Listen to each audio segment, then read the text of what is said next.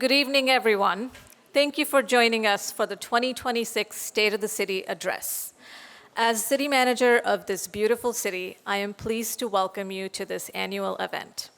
I would like to begin with Juni Jian Nian Kwai Le. Happy Lunar New Year, and we're excited to welcome the Year of the Fire Horse. Tonight, the Mayor will provide an update on the progress we've made, the challenges we continue to face, and the priorities that will shape the coming year.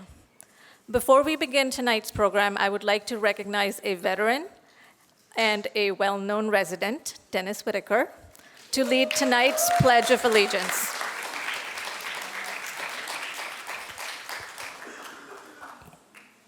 Please rise for the Pledge of Allegiance. I pledge allegiance to the flag of the United States of America and to the republic for which it stands, one nation, under God, indivisible, with liberty and justice for all. Thank you very much. Thank you, Dennis.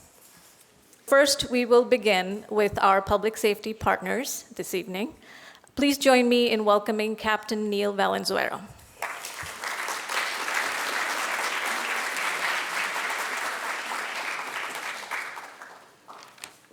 Good evening, everyone. Before I get started, I want to acknowledge that Under Sheriff Mike Doty is here, and he'd like to come up and say a few things.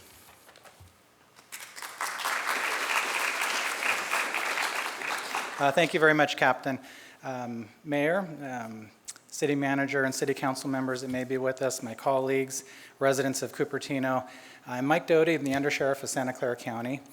Sheriff Johnson, unfortunately, is at a state sheriff's conference and was unable to be with us tonight, but he sends his best regards to all of you.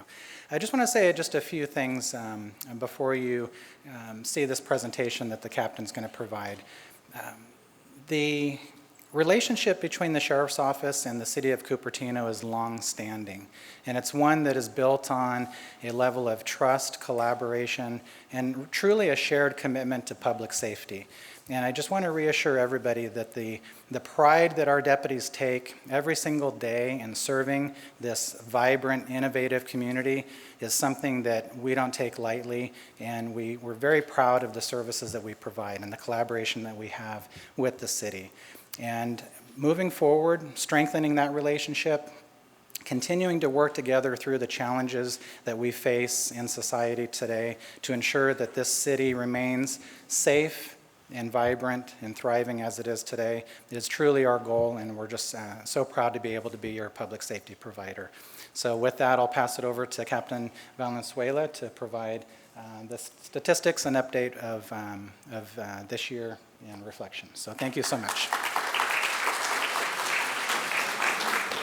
Thank you, sir. I also would like to acknowledge that Assistant Sheriff Adam Oberdorfer and Lieutenant Sean Flores is also in the audience as well. Next slide, please. We're going to go over some crime statistics of how we ended in 2025. We'll talk about residential burglaries, vehicle burglaries. We'll briefly discuss the automated license plate readers, and then I'd like to end off with what we've been doing for community engagement throughout the year. This gives us an overview for the last 3 years of how Cupertino is doing. We did have an increase in residential burglaries, and we also had an increase in vehicle burglaries. Identity theft went down a little bit, but it's still a big problem in the city. So looking at these statistics, what we're looking at here is ways to approach it and try to bring these numbers down for the next upcoming year by ramping up our neighborhood watch meetings or our community engagement to try to teach and educate the public on how to avoid being the victims of a crime.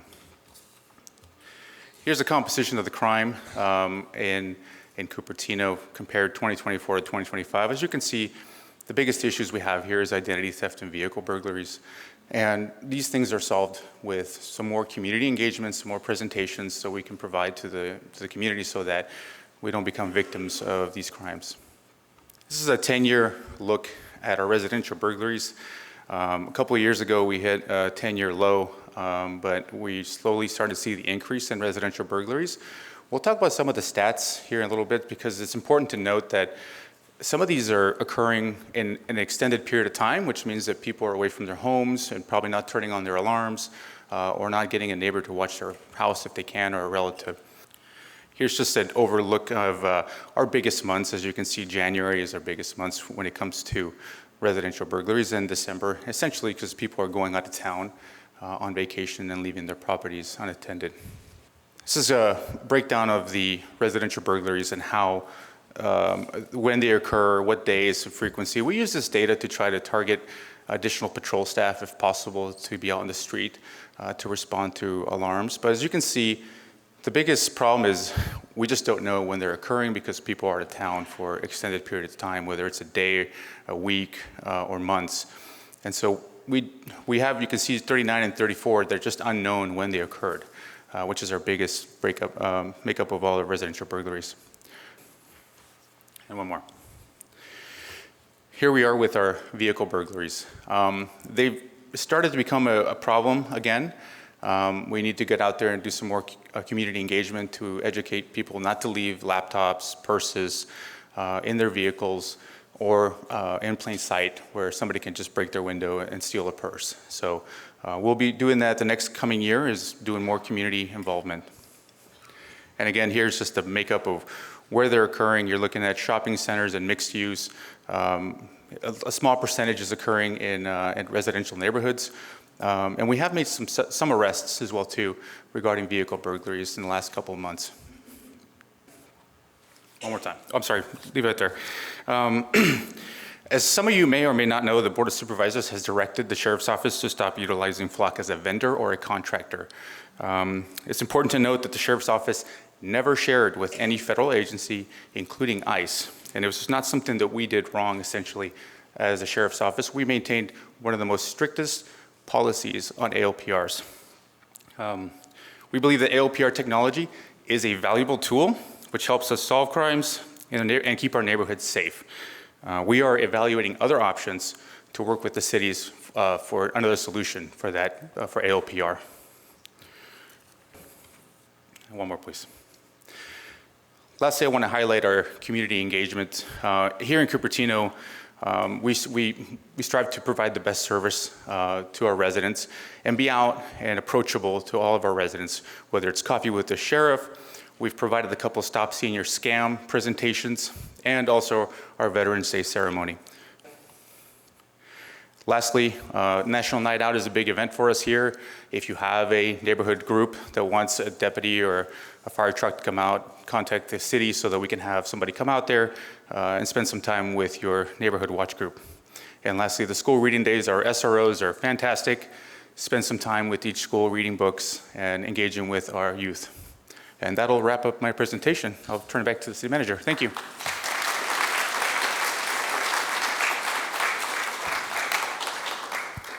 You're taller than me. Thank you, Captain. The city appreciates your partnership.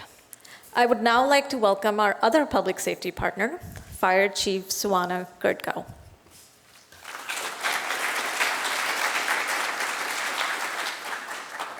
Well, good evening, everyone. Again, Mayor, thank you for the invitation for the council as well as for the community members here.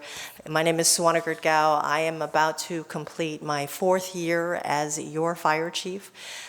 We've learned a lot through really recovering out of COVID, so I'm pleased to present some of the information and update for the department. So again, we operate 19 stations. The area in red is all the areas that are responsible for the fire district, the majority of which are up here, 15 stations up in the northern part of the county. We currently serve a little over 250,000 of, or just around 250,000 of the population. And we, as a dependent special fire district, have about 80 civilian staff, and the rest are uniformed staff. Again, we're a very complex organization, and we are really proud to be part of, again, the inherent district of Cupertino is part of our jurisdiction. We took on some purchases, and again, apparatus keep going up and up in terms of the cost. We were able to get Rescue 73 put in place, that's in Saratoga, Water Tender 68, Engine 370, that's part of our wildland firefighting force. Some engines that are in production are Engine 67, Truck 74, which is in Los Altos Hills. and engine 68, water tender 76, which will also be in Los Altos. And coming up in the next year, we're going to be procuring 7 new Type 1 fire engines.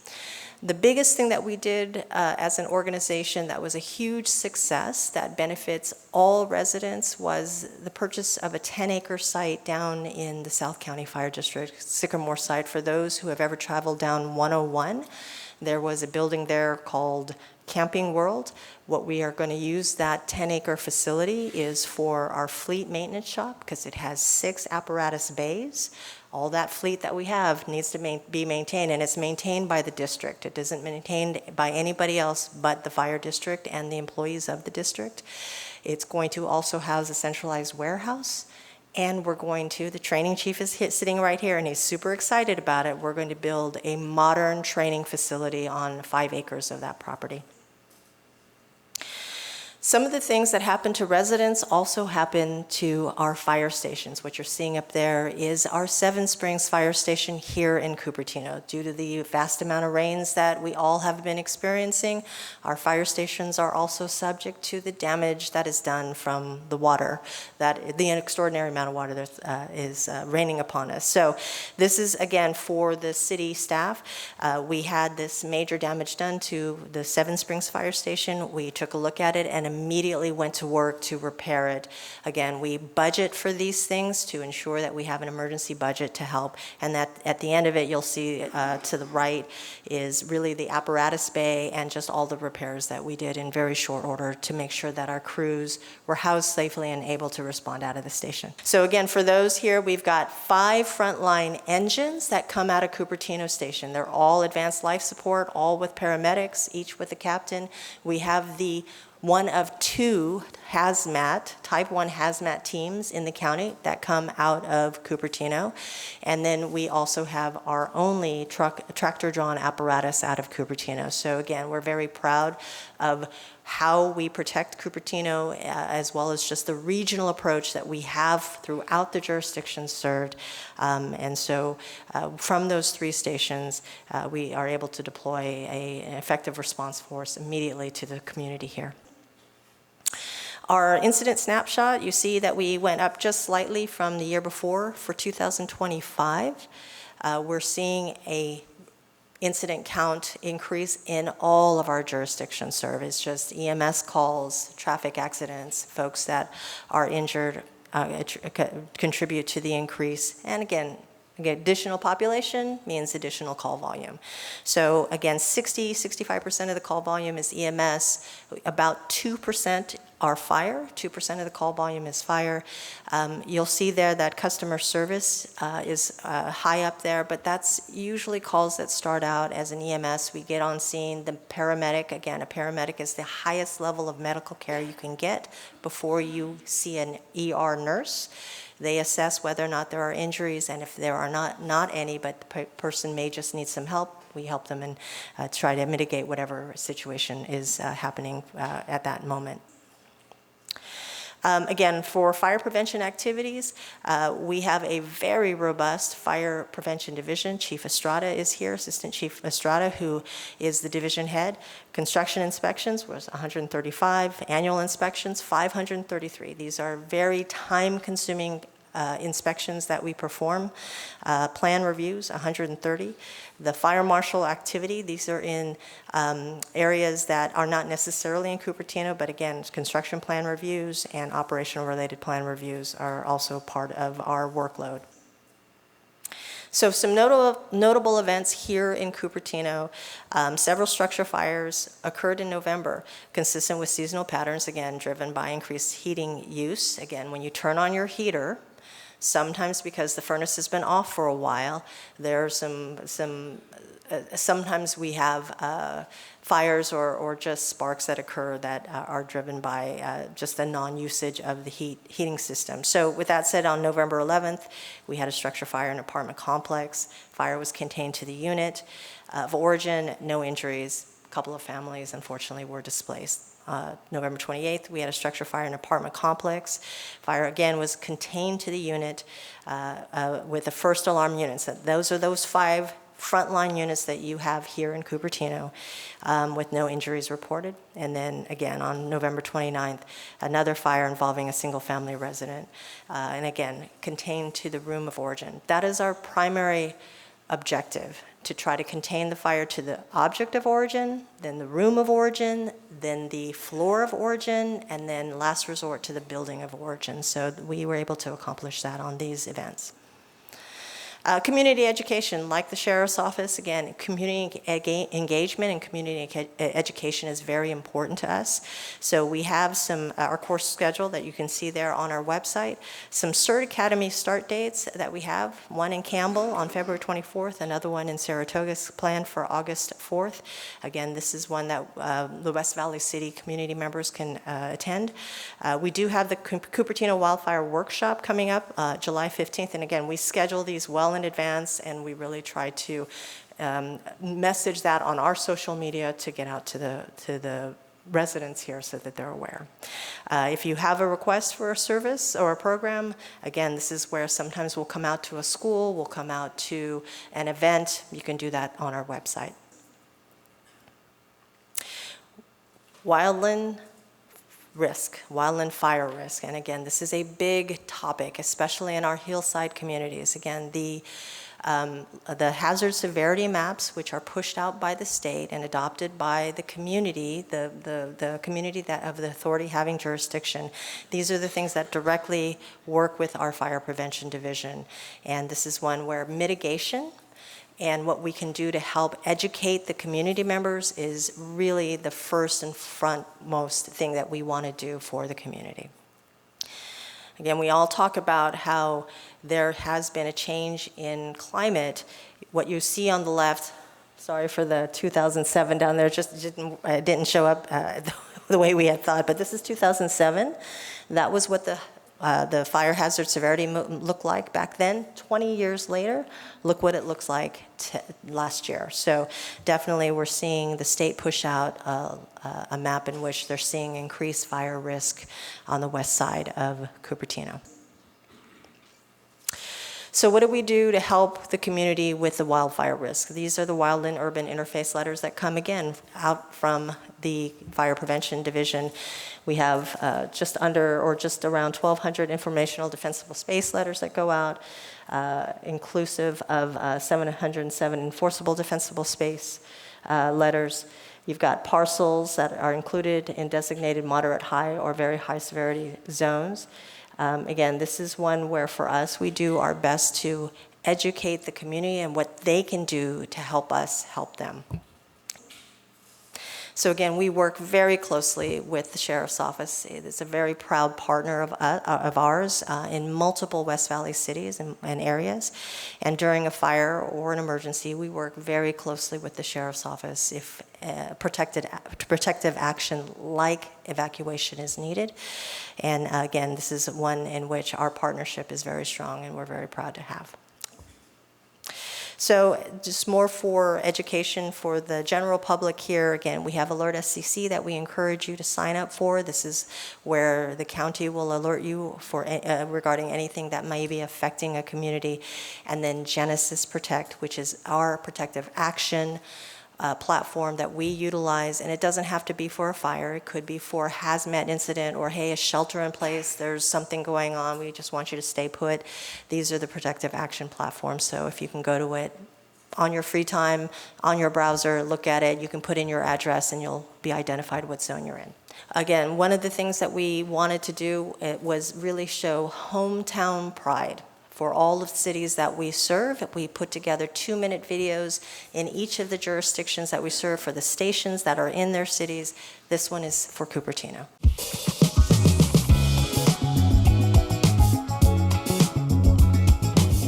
Hello, welcome to Cupertino Fire Station.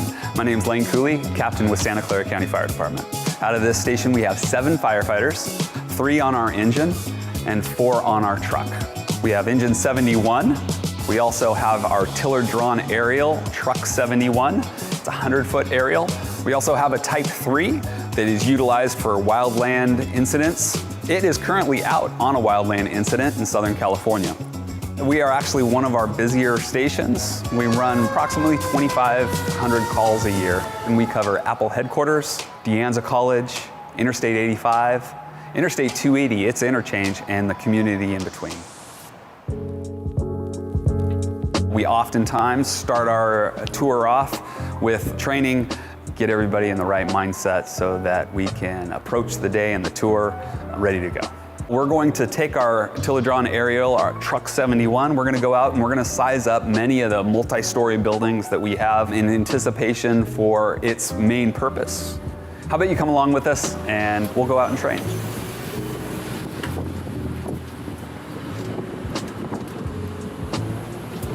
So in this drill, we had our engine pull up, pull a line to the front door, and then simulate a coordinated attack with our ventilation group, which was in Truck 71.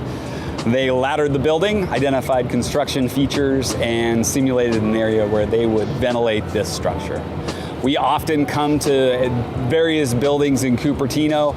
We assess the roofs. We assess our ability to get to those roofs with our truck.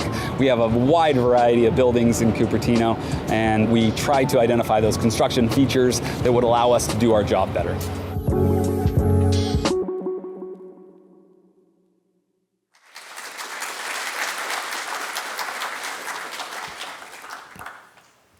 Thank you, Chief, and thank you, Captain. Please join me in giving another warm round of applause to our public safety partners who serve to protect our community.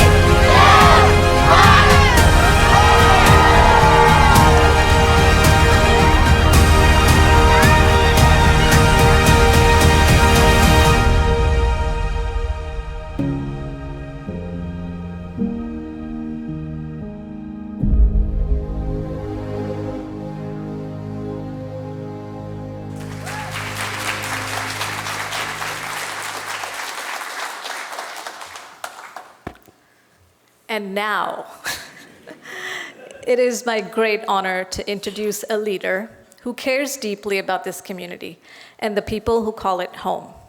She has led with thoughtfulness, integrity, and a clear commitment to transparency and good governance. Please join me in welcoming the Mayor of City of Cupertino, Mayor Kitty Moore.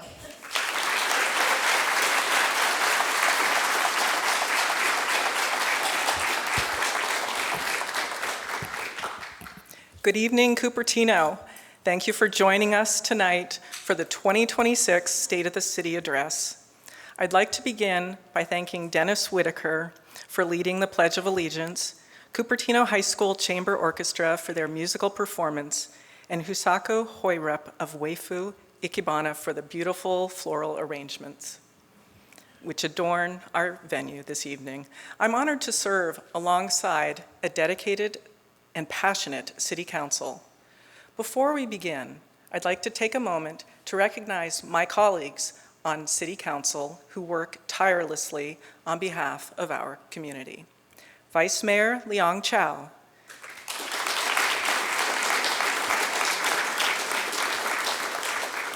Councilmember Sheila Mohan, Councilmember J.R. Fruin, and Councilmember R. Ray Wong. Next, I'd like to acknowledge and introduce the dedicated individuals who serve across various cities and boards in Santa Clara County. Please hold your applause until all the names have been read. Joining us tonight are City of Campbell, Councilmember Terry Hines. City of Campbell, Councilmember Sergio Lopez. Town of Los Altos Hills, Vice Mayor George Tyson.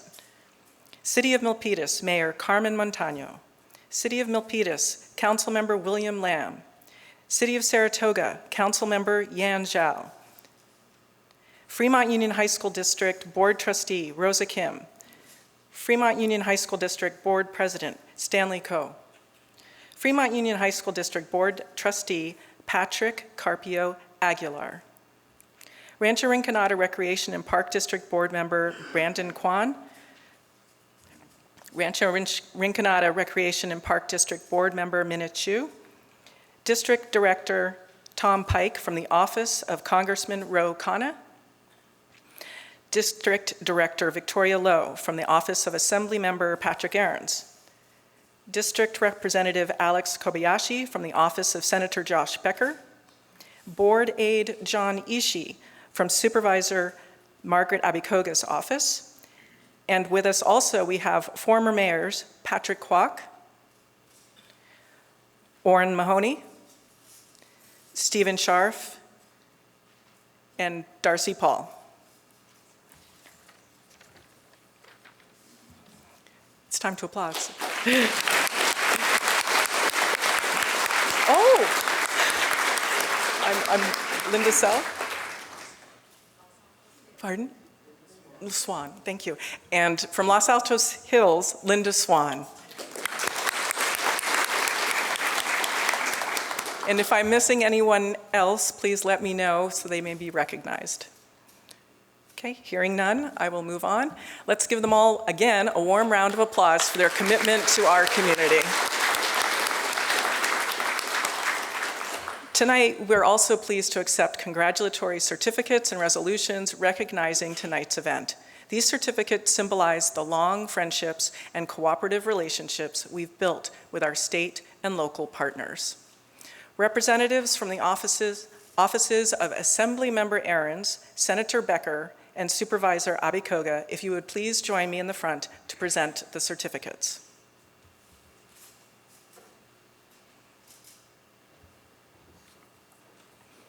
We'll be having some brief remarks from Victoria Lowe and Alex Kobayashi and John Ishii. Hello, everyone. Good evening. My name is Victoria Lowe, representing Assemblymember Patrick Ahrens. We're pleased to be here today to support our mayor of Cupertino, Kitty Moore, for the state of the city. Hi, Alex Kobayashi. Just want to say, getting these reports on the great work that's been done and going to happen in the coming year is really important for us in Sacramento to represent all of you. So thank you so much for this. Looking forward to hearing all you have to say. And then we have this for you. Hi, everyone. My name is John Ishii, representing Supervisor Abikoga. We're really excited to be here today and celebrate in community with you all. So thank you all, and happy to be here.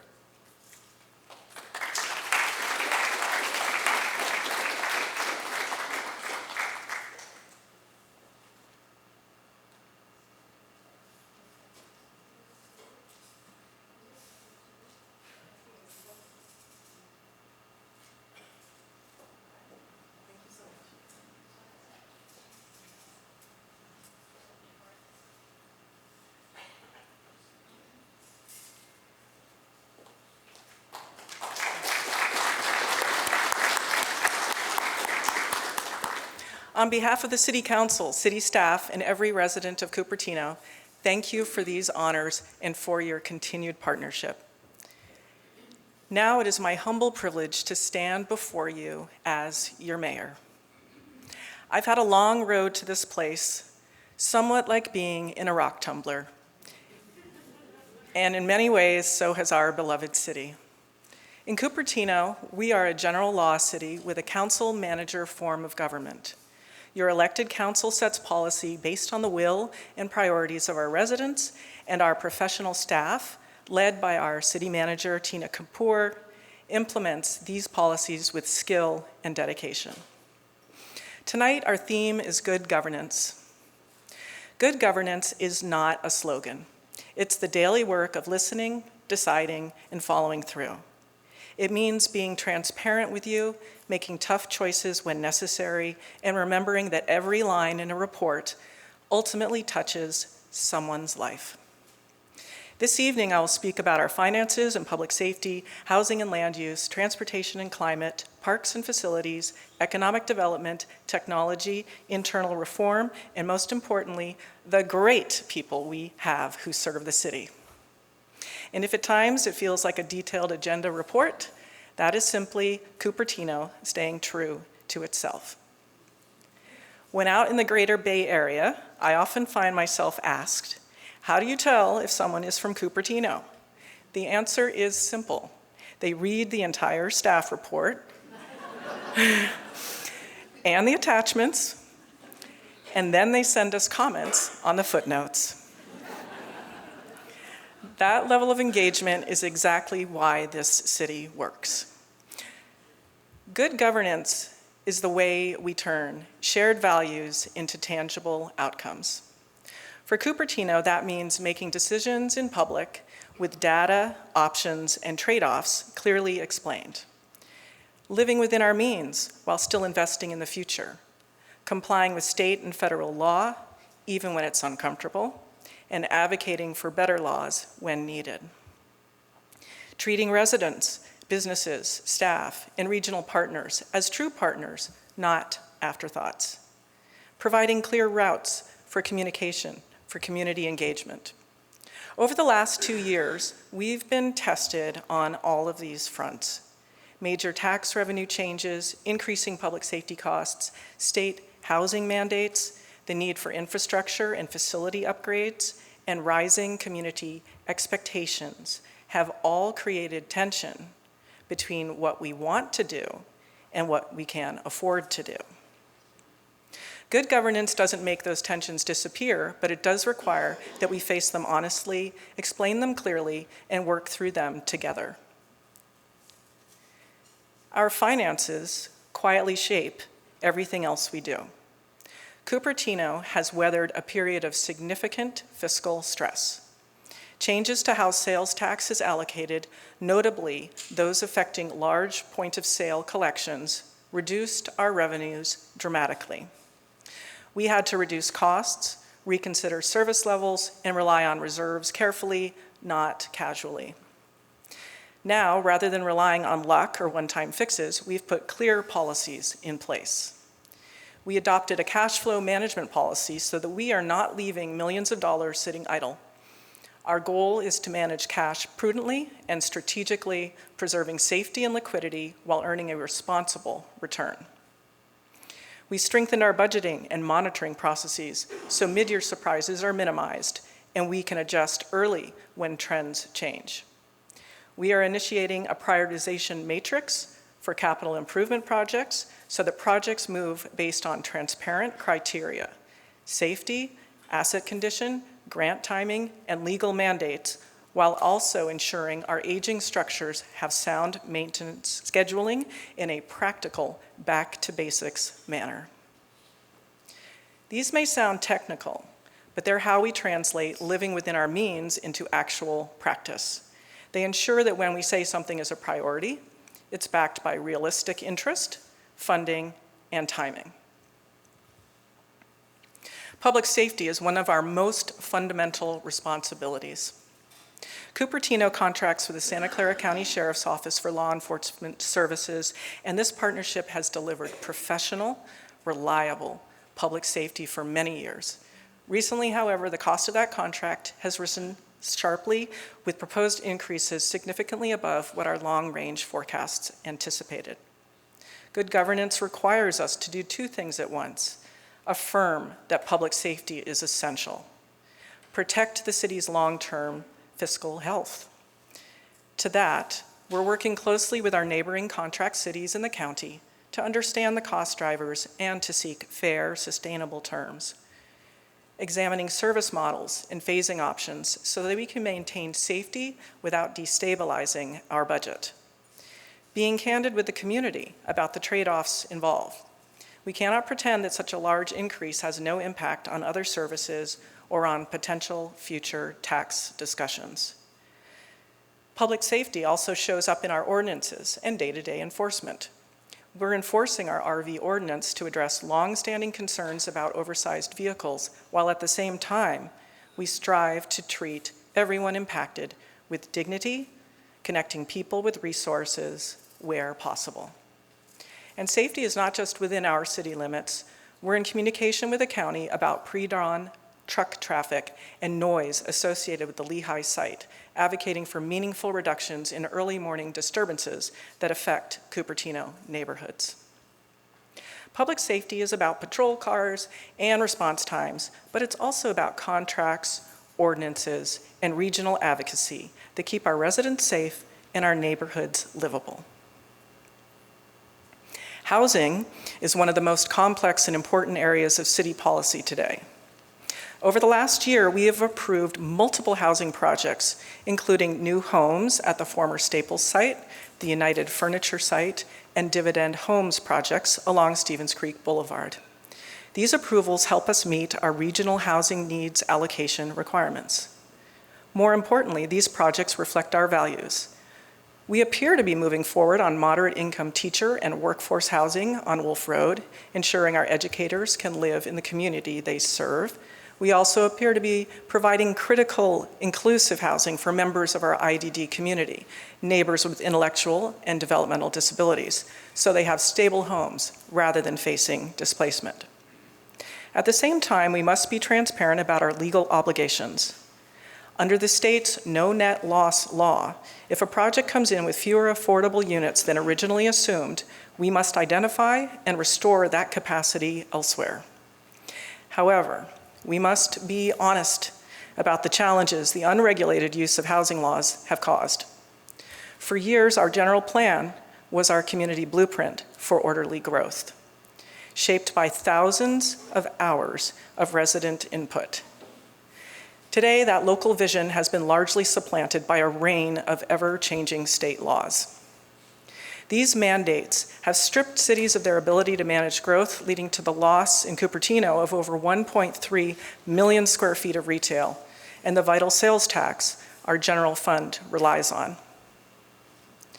In this new reality, we rely more than ever on developers who share our commitment to Cupertino's future. Just as Apple's headquarters set the gold standard for designing within a suburban landscape, we ask our residential developers to share that elevated design spirit and consider neighborhood compatibility.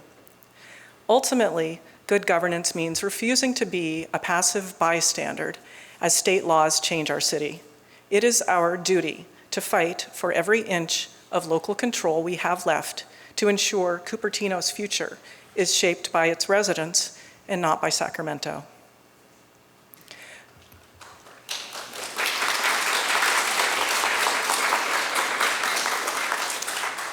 Good governance shows up in our daily surroundings, our parks, civic buildings, shared spaces, recreation programs, and the tangible assets we maintain.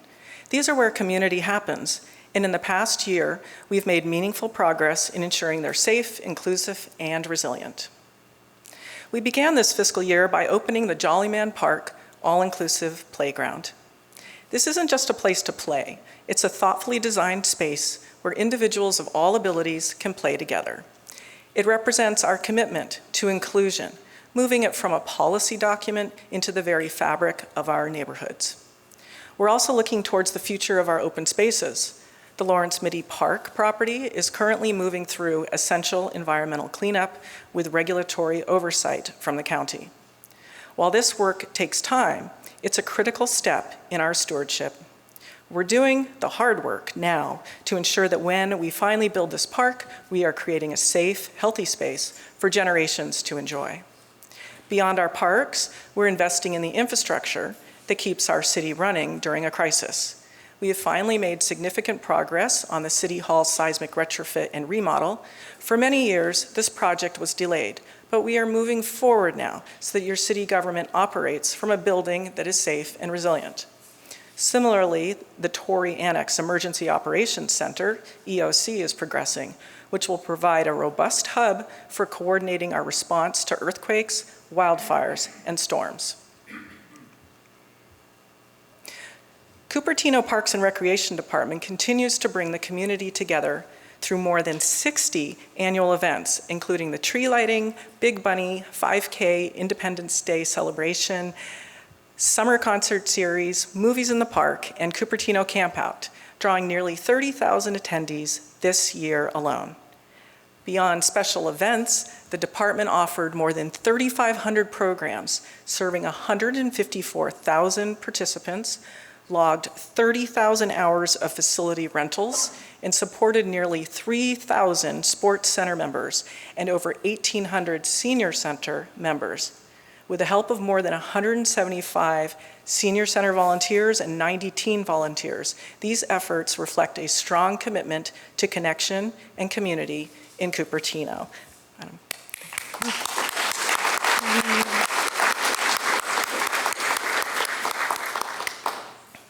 I want to pause here to offer my deepest praise to our Parks and Recreation team, Community Development, Public Works, Planning, Finance, City Manager's Office, IT, and admin staff, and our attorneys. You're the unsung heroes, keeping our city vibrant and resilient. Your dedication turns policy into playgrounds, permits into progress, and maintenance into pride of place.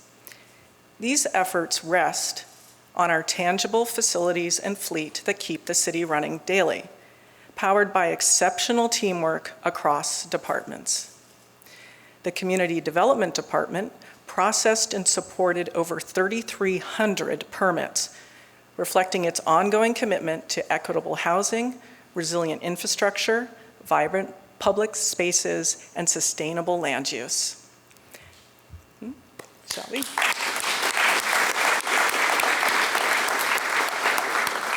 The city manager's office led the way for the city's 70th anniversary celebration this past year, expanded the block leader program, oversaw the city work program, and spearheaded the city's approach to bringing economic development to the front and center.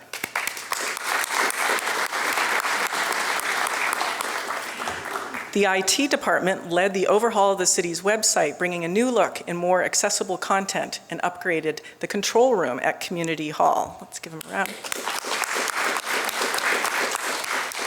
And Public Works manages a total fleet of 108 vehicles, maintains over 19,000 street trees, and oversees our 138-mile street network with a pavement condition index of 82, ranking 4th highest in the Bay Area.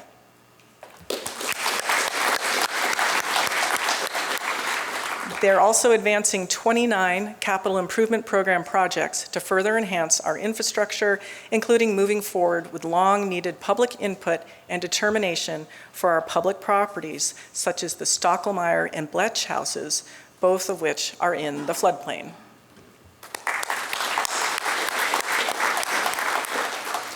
These investments are more than brick and mortar. They're about preparedness and accessibility. Whether you're attending a community event or relying on us during an emergency, good governance ensures that our facilities are ready to serve you. Transportation is where our values, our climate goals, and our daily lives intersect. We continue to build a safer, more connected, and more multimodal Cupertino. We have protected bike lanes along Stevens Creek Boulevard, which are under construction, bringing greater safety to one of our busiest and most important corridors. This will make biking a more realistic option for students, commuters, and families. We continue to work on school area safety, intersection improvements, and corridor studies using collision data and resident input to prioritize where our limited capital dollars can have the greatest impact, including consideration of regulations on e-bikes and e-scooters to protect public safety. At the same time, regional issues like the Lehigh site's truck traffic and freeway congestion affect our quality of life. We advocate with the county and regional agencies because we understand that many off-city decisions still have on-city impacts for Cupertino residents. Good governance in transportation means being ambitious. Staff pursuing grant funding, like the $8 million grant, which is allowed for the popular SV Hopper shuttle to expand into Santa Clara, and designing high-quality projects while also being realistic about budgets, construction impacts, and the sequencing of work. It also means communicating clearly about what is coming, so you're not surprised by construction zones or project timelines. Cupertino has a strong identity as a climate-conscious city. Our Climate Action Plan 2.0 sets ambitious targets and a detailed roadmap. In practice, this has meant encouraging electrification in buildings and streamlining permits for electrical vehicle charging, working with our waste hauler and the community to comply with state organics, recycling, and waste reduction mandates, enhancing stormwater management to keep pollutants out of our creeks and the bay, gradually shifting our fleet and equipment towards zero-emission options, installing solar panels and converting to low visual impact LEDs. And we've launched VR Decarb, a grant-funded virtual reality experience letting residents tour a zero-emissions home at festivals and block parties to spark greener choices. We have also received strong external ratings and awards for some of our climate-related projects, validating that Cupertino is not only planning for sustainability, but making measurable progress. Good governance and sustainability means integrating climate considerations into everyday decisions, facilities, fleets, procurement, land use, rather than treating climate as a separate, optional topic. It also means pacing our efforts so that they're financially sustainable and technically feasible. Cupertino is home to approximately 4,000 businesses, from global headquarters to small family-run shops. Economic development and business compliance are core parts of good governance. We reestablished the Economic Development Committee to give focused, sustained attention to business retention and attraction, vacant storefronts, neighborhood-serving commercial areas, and partnerships with the Chamber and other organizations. Our goal is to support businesses in meaningful and tangible ways, not just with words, but with policies and programs. We're bringing more of our 4,000 businesses into business license compliance. This is about fairness and stability. When more businesses comply with business license requirements, we can maintain reasonable rates and ensure that the cost of city services is shared appropriately. We're actively offering promotional support to our small business community, especially for the recent big football game and for the upcoming international soccer tournament with our new webpage, Explore Cupertino. The city's also launched the Business Resource Hub, a free platform packed with resources, training, and networking to help our 4,000 businesses thrive. We're aligning economic development with our housing and transportation work so that new residents help support local shops and so that employees can get to work safely and efficiently. A resilient economy is one that's diversified, locally grounded, and well supported by city policies. Good governance means we do not take our business community for granted, but actively work to keep Cupertino an attractive and predictable place to operate. Zooming out, Cupertino has long been a vital engine of the South Bay's prosperity, a compact powerhouse that generates an astonishing over $1.3 billion in local retail spending and over $400 million in property tax levies. Our streets and infrastructure support a global economic hub that enriches our entire region and the state of California.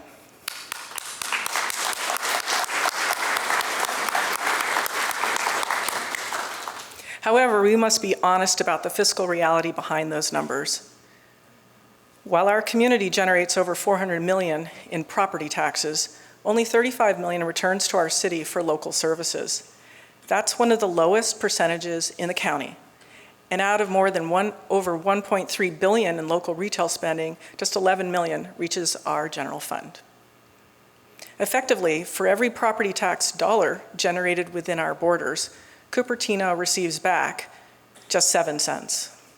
There's an old economic adage about the golden goose, that we must protect the source of the wealth if we wish to see prosperity continue. Like many of our neighboring cities who also shoulder the responsibility of driving this region's success, Cupertino provides the platform, the safety, and the infrastructure that makes this wealth possible. But you cannot continue to squeeze the goose and expect the engine to keep running. We're advocating for a fair return on the value we create. Cupertino has been admirably generous through the years, but we are in a different situation today. To lead with integrity, we must ensure Cupertino is treated as a partner in the region's success, not just a donor, so that we can continue to provide the world-class safety, parks, and services that define our great city.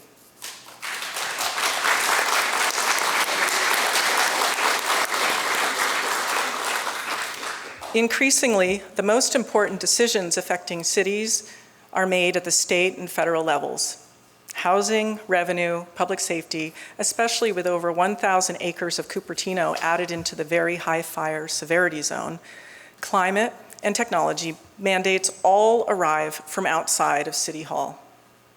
We cannot afford to be passive, and that's why we've brought back the Legislative Review Committee.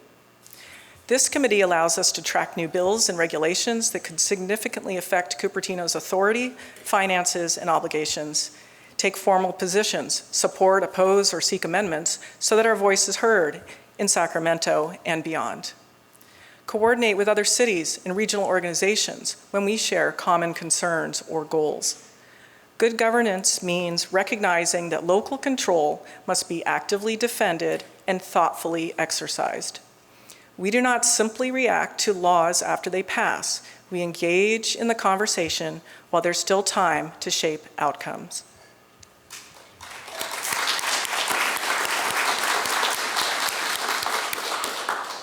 Behind every permit, service request, bill, and program is a system. When those systems are fragmented or outdated, residents feel it, businesses feel it, and staff feels it. We're taking significant steps to modernize. This year, staff across all departments will be moving forward, hopefully, to implement a new enterprise resource planning system to align our departments and streamline internal operations. This ERP replacement modernizes our outdated financial and payroll systems, improving automation and integration while cutting inefficiencies and risks. A phased rollout resuming with your council's approval. This will improve budgeting, procurement, HR, payroll, and other core functions, reducing manual work, errors, and delays. We're excited to further bridge our financial data. While our current systems already share information with OpenGov, this new platform will allow for a more seamless, automated connection, significantly improving data accuracy and real-time reporting. The city has expanded our website offerings and reorganized content to provide clearer, more accessible information. Our goal is to make it easier to find what you need without scrolling through long lists of links or buried documents. We continue to improve customer-facing tools, including online forms, service request portals, and e-notification systems, so you can interact with the city on your schedule. To speed up permitting, the city is looking into AI applications, which can read electronic plan sets and determine code compliance. We're steadily modernizing our tools to meet these high standards of transparency. This year, we transitioned to a new OpenGov budget format. While we continue to provide the familiar and accessible PDF version for public review, the digital data behind it is more robust than ever. Modern systems are not just a convenience, they're a foundation for transparency and good decision-making. When our data is accurate and our processes are aligned, we can respond faster, plan better, and explain our choices more clearly.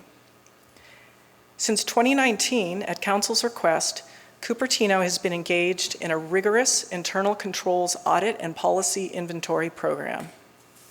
This vitally important initiative, originally launched with Moss Adams and now continuing under the expanded expertise of Baker Tilly, is more than just a financial checkup. It is a total quality management journey. This process is deeply collaborative, relying on outside professionals who work hand in hand with our staff to refine our city's unique processes. By pairing their expertise with our fraud, waste, and abuse hotline, we have created a positive, proactive loop where we identify gaps as opportunities for excellence, ensuring our city staff has the best possible roadmap for success.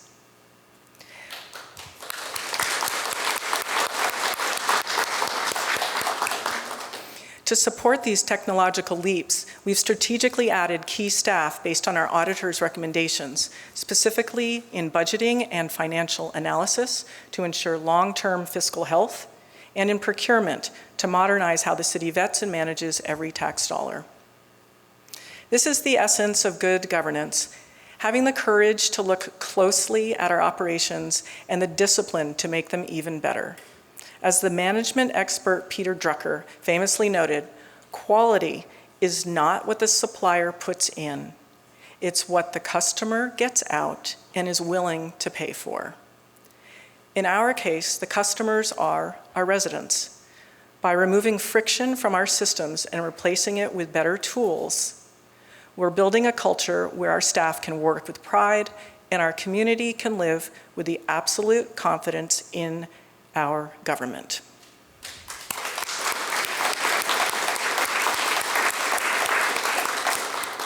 For many years, local governments everywhere, including ours, have sometimes been pulled along by the issue of the week. We're now committing to a more disciplined, forward-looking approach. We will be creating a strategic plan for the City of Cupertino with clear long-term goals and priorities. This plan will guide our budgets, our city work program, and our staffing decisions. It will be built with robust community input because our goals must reflect our values. We are enriching the capital improvement project prioritization matrix to ensure that the way projects move up or down the list is based on transparent, agreed-upon criteria, including safety, asset condition, sustainability, strategic alignment, financial effectiveness, and legal mandates. That means fewer surprises and more predictability for residents, businesses, and staff. These tools, our strategic plan, our financial policies, our CIP matrix, and our performance measures will work together. They're the infrastructure of good governance. It's now easier than ever to stay informed and involved. You've hopefully noticed that hybrid meetings are back, so you can watch City Council, committee, and commission meetings live on Zoom or attend in person. Whatever works best for you. Residents can also sign up at cupertino.gov/notify to receive news and updates delivered straight to your inbox. For an even deeper look at what's going on each week, residents can visit the City Manager's page and read the City Manager's weekly letter to the Council. The City Manager also publishes a bi-monthly e-newsletter with each agenda filled with updates, opportunities for involvement, and important special events happening in the city. In addition, the city operates the 311 app for non-emergency items to be handled directly with staff rather than using the more lengthy process of emailing the city. Please try it out. The monthly mayor's chats have returned.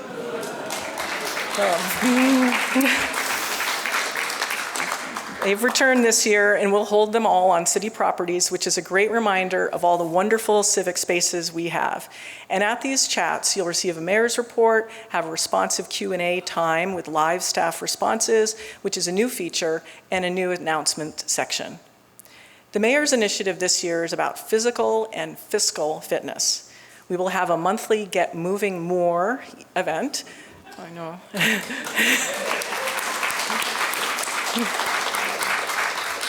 Please start by joining me in the Big Bunny 5K on March 7th. Wonder Woman will be back for our extra special July 4th America 250 parade celebration, and we're working to schedule litter cleanups and tree planting, a special art project, and to reinforce my commitment to having budget and fiscal literacy for our complex municipal finance. We'll have a fun, creative, educational event on the budget that gives you tools to navigate complex items with ease. There's only 3 sections to go, so hang in there. Before turning to our dedicated staff, I want to first honor the heart of our city, our volunteers, and community partners. To our commissioners on planning, parks, housing, finance, and more, thank you for your expertise, reports, and dedication to our toughest challenges. To CERT, medical, and CARES volunteers, thank you for training and standing ready to help neighbors. The Vice Mayor, City Manager, Commissioners, and I have joined CERT, and we urge everyone to get involved. The Youth Activity Board members and youth volunteers, thank you for your energy and early commitment, proving local government is for all. To our nonprofits, from social services and food support to arts, environment, and culture, thank you for enriching our lives and aiding the vulnerable. To sister and friendship cities, thank you for global connections through exchanges and projects. To the Silicon Valley Chinese School for staff training in Mandarin, a widely spoken language in our city. 谢谢 and 新年快乐.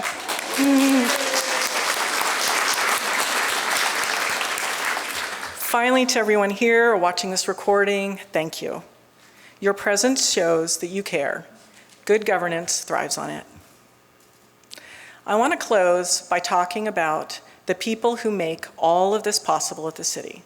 First, to my city council colleagues, thank you for listening to residents, debating openly, and tackling tough issues with civil, thoughtful resolve. We are equals, striving for Cupertino's long-term good.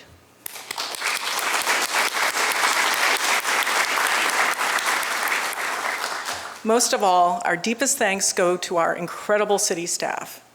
In our council manager system, you turn policies into reality, from playgrounds and housing to transportation, climate action, and tech upgrades, with unmatched dedication and creativity.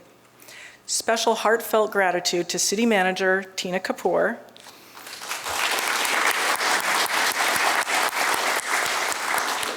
who has brought energy, vision, and steady leadership amid change, aligning departments and sharpening our focus on results.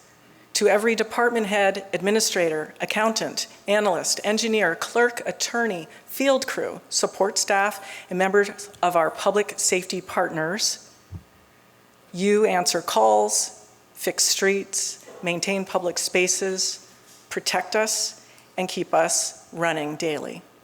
From all of us, truly, thank you.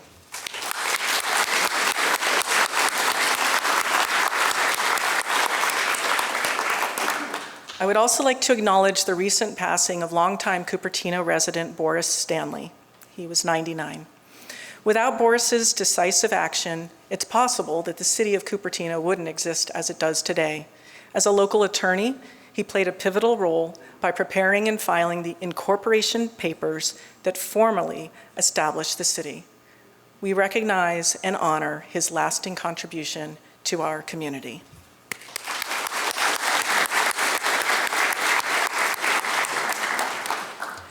The state of our city is resilient, disciplined, and forward-looking. We are not without challenges. We face rising public safety costs, state mandates, infrastructure needs, and the permanent work of balancing wants and resources. But we also have remarkable strengths: a highly engaged community, a skilled and dedicated staff, strong regional partnerships, and a clear commitment to good governance. Good governance does not mean we will never make mistakes. It means that when we do, we will acknowledge them, correct course, and learn, continually improving.